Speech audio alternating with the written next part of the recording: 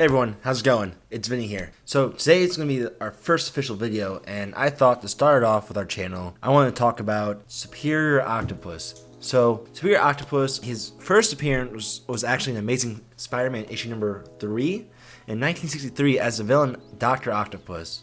Otto Octavius had a troubled upbringing. His father, a factory worker, was abusive and violent towards both Otto and his mother, leading Otto to be shy and reclusive in school. However, at his mother's insistence, he was actually determined not to become like his father and ended up throwing all his efforts into his education, regularly scoring top marks. It was hinted that he was actually a low-level telepathic mutant whose powers emerged at puberty. This mutation may have been responsible for giving his father an aneurysm right before he was about to get beat. His father's death was eventually led into an industrial accident, which ended up pushing Otto further towards the study of and obsession with physical science. So for about 40-50 years now, he was mainly a villain for Spider-Man until issue number 698, which was going into Superior Spider-Man, where he ended up taking the mind of Peter Parker, and which is actually one of my favorite storylines through the whole Spider-Man series. So I ended up doing a video on that, but getting back on the topic.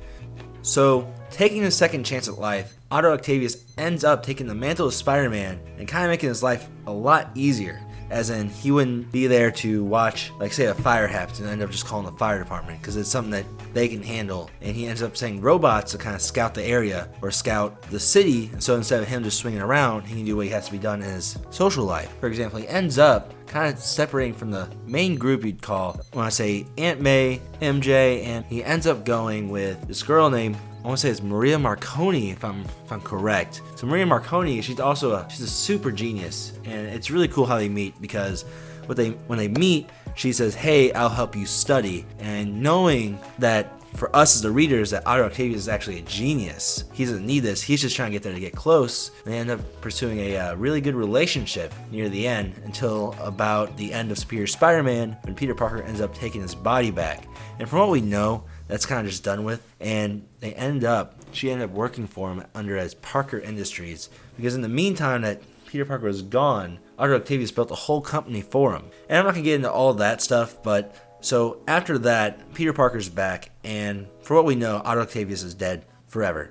Until, and this is his third chance, it's actually brought back through Clone Conspiracy. That was a pretty big event. It was really cool. So if you guys ever get a chance, check that out. But with his now third chance at life, he ended up moving to San Francisco and creating the mantle of Superior Octopus, working as a college professor and actually working closely with Maria Marconi. But she does not know it's him, since technically she only knows him as Peter Parker. But now they're both college professors, and actually he ended up buying out some villains and using his connections to kind of keep his eye out on the city. And right now we're in the first issue as of this release of the video. So go ahead and feel free to go check that out. If you guys did like this content, feel free to hit subscribe. Check me out more. I am going to be posting every Saturday. And yeah, so basically that's Superior Octopus wrapped up in 5 minutes or less. Go ahead, like and subscribe. Check y'all later. See ya.